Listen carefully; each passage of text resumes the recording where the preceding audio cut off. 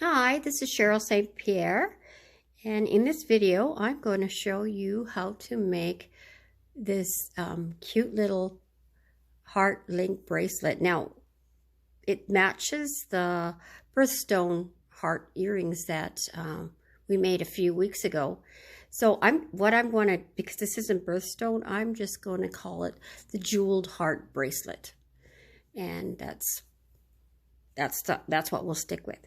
So I want to just say a couple of things because I changed my way of doing the bracelet a couple of times throughout the video, giving you several options. So I recommend watching the whole video before you actually attempt making it. And I want to just let you know that there's actually two endings, because at first I had my bracelet ending twisted, and then I came up with a solution how to fix it. So just watch for that at the end, and you can go from there.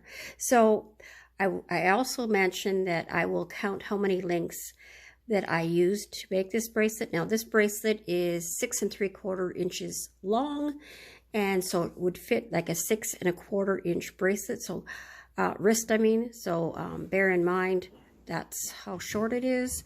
So we're 3, 6, 9, 12, 13, 14. We have 14 links here. And it'd be good to have some extra links just in case you needed to make it extra long. So if you enjoy this video, please like it. And I always love your comments and your feedback. And we can go from there. Okay, thank you for joining me. Before we start, I just also wanted to say something about the color of the clasp. See how dark it is? It's hard to find clasps that would match. So if you can't, I would really recommend oxidizing your bracelet before selling it, or if you're doing it for yourself and just wearing it, it'll oxidize pretty quickly, probably within a week of wearing it. So that's up to you if you want to do that or not. But if you're selling it, I would really recommend oxidizing it and buffing it just so that it matches the clasp. And the supply list. So what you're going to need is, I really recommend just using scraps for this. This is 20 gauge, which is 0.81 millimeters in metric. And for each link, I recommend 3 inches, just for ease of use. If you do it shorter than that, you're going to come into a couple of difficulties because it takes a little bit more wire than the earrings did. And for tools, you're going to need your round nose pliers, your chain nose pliers, your flush cutters. A ruler comes in handy, but it's mainly for just making sure your wire's long enough, and your bracelet measuring tool that all it is a piece of cardstock, and you measure out the length, and I've got it in inches. And when you use it, you just curl it up extra small, and you have the number 1 on the outside, and then you put your bracelet around it and stretch it out, and then it tells you what size your bracelet is. So that's going to be the inside size of your bracelet, because just the length measurement isn't accurate enough. So I really recommend just making yourself that little bracelet tool. And and for beads, I am using some 4mm rondelles. You could use 4mm bicones. You could use I was going to use these hishis, but they move around a lot. But the smallest size in this kit fit. They would have lots of movement on there. You might like that, but the color is just phenomenal. I still might make one bracelet like that and just see how it works out, because it's going to be so cute. But I really like the way this turned out. It's very unusual, and I think it should sell well for those of you that sell your jewelry. Okay, let's go on with making the bracelet. So with the making of these, you probably realize it's very similar to the earrings that match this, except for I recommend always using a 3-inch piece of wire, just so that you have that extra length to make the link part of the heart. So you're always using the same spot on your pliers to be consistent, to try and make the loops very similar in size, and then get yourself to look about there. Now, it's not going to be tight against the wire there. It will be at the bottom. So it's going to be not perfect, but similar. And I always make the wire that's on the left go on top. I'm trying to be consistent with all my links. Although you can do a variation, play with it. You can do one left, one right, make the links go up and down. You know, have the beads go on opposite sides. You can experiment and get different looks. For this video, I'm making them all the same. So yeah, go ahead and play and have fun with it. So what you're going to do, just like with the heart, the earrings, is you're going to try and make it similar roundness on each side. And it can take practice, and you might end up making a whole bunch and then just matching up, taking the ones that are similar in size and setting aside the ones that aren't, and, you know, make more than one bracelet.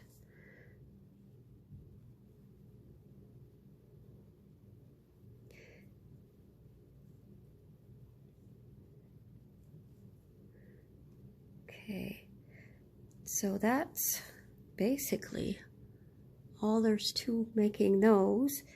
Again, sometimes you have to straighten the wire to get that perfect look you want. And then when you have another one, you know, compare the size. So I want it a little bit smaller. And now they're very similar. And you just keep making them. And so what I'm going to do is get you to go ahead and make a bunch of them. I'm not sure how many you will need. We will, I will count them at the beginning of, because that initial bracelet that's at the beginning of the video isn't made yet. So I will add that later, and I will count how many links I used. And, you know, you're always going to use your little measuring tool to get the size you want, whether it's 8 inches, 7 inches, whatever it is. Okay, so I'm going to go ahead and make my first one, and then you know what to do. Now, I'm using opalite beads, and I dropped it. There we go, got it. Putting it on, just like with the earrings. Lifting that up, flipping it in. Okay, it's a little stiff. I was thinking of putting Heishi beads on here because I have the ones I got from BB Craft a while back, but the holes are so big on them that they just flipped all the way. And then I thought, you know, as a bracelet, it's not going to be consistent enough. So I didn't do it after all, but I thought that would look really cute being the turquoise color. So I'm doing the loop just like with the earrings, snipping it off so it's keeping it into place, having the wire touch itself to make that closed loop there. Now, I don't want to change this angle. You might want to experiment with straightening it at this point and making it straight. I'm going to have that interest of keeping that angle the same, And what I'm going to do now is I'm just taking my round nose pliers, that same position that I did with this loop. That's just my favorite size loop for making things. So I'm very aware of what that is. And then I've got to snip that off. And I want it to close on this side of the wire, not before it. I want it to be, yes, I want it to hold this wire in place, basically. So I'm going to snip it a little bit longer. I might change my mind in a second, because I think I might have snipped it too short. No, chain nose pliers is what I need. Bend it around. Okay, no, I'm going to make the loop on that side. So I have to snip it a little bit shorter, changing it on the fly here.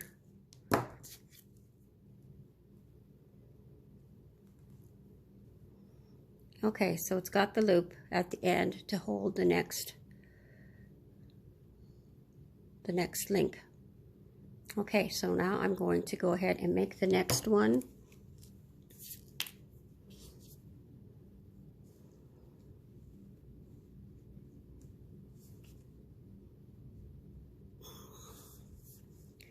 Yes. Now, this one was shorter, so I want that one for my bead. See, if I flip the other side, then the longer one would have been for the bead, so you have to be aware of that sometimes. This was a 2.5 inch length, I believe. That's why I recommend the 3-inch length. It just makes it easier, because that's really short and it's hard on the fingers. And I'm going to use my pliers to finish that off. Snip that a little bit shorter. Definitely want the 3-inch length. Okay, so that's done. And now I'm just going to wrap this around like that.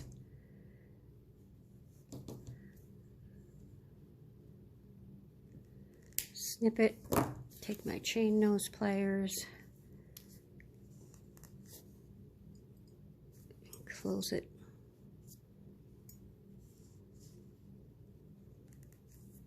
Okay, so now I'm actually going to open that again sideways. It didn't cooperate very well there. And I want it to hook onto the side that doesn't have the bead. Reclose that link.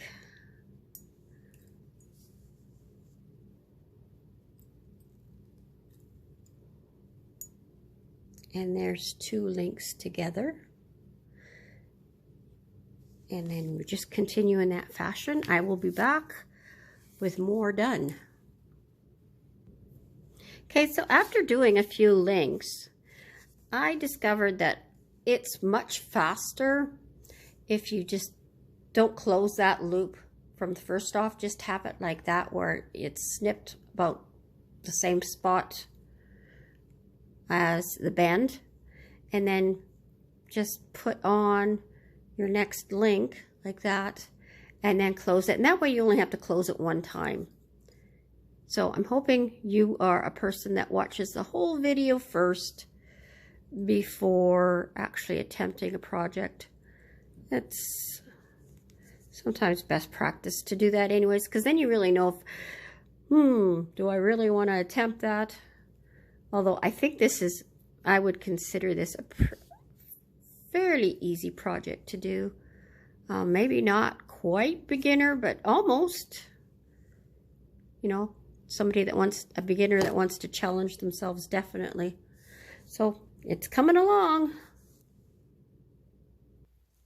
Okay, so when you've got your bracelet pretty close to the size you want, what I recommend doing is putting the clasp on the end at this point, because it'll help you know when to stop and when to size your bracelet.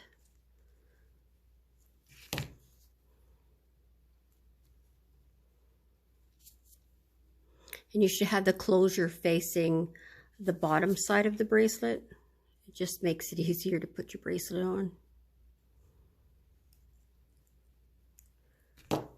There. And then what you can do is you can test it, because we're not doing anything else. We're not putting an extra loop. We're just going heart to heart. Brand new clasp. It's sticking.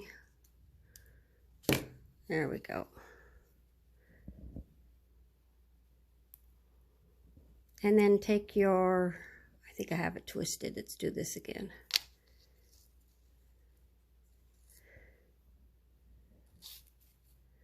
Well, it goes sideways, so I guess it doesn't really matter.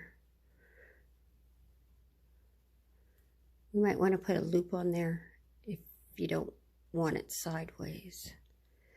Okay, so then what I would recommend doing is taking your bracelet sizer and then go link by link till you get it the size you want it to be. Remember, rule of thumb is to be 1/2 inch larger than the wrist itself. So right now, this is 6 3/4 inches.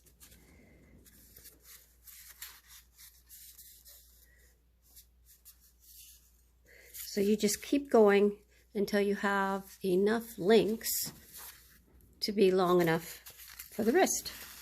And if you're selling it and you're out at a sale, I would just make it extra big, and then you can always take links off to fit your customer.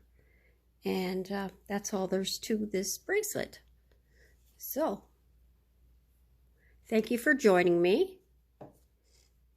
God bless, and we will see you in the next one. Bye for now. Okay, I came back for a second just because it's bothering me that the clasp isn't sitting right.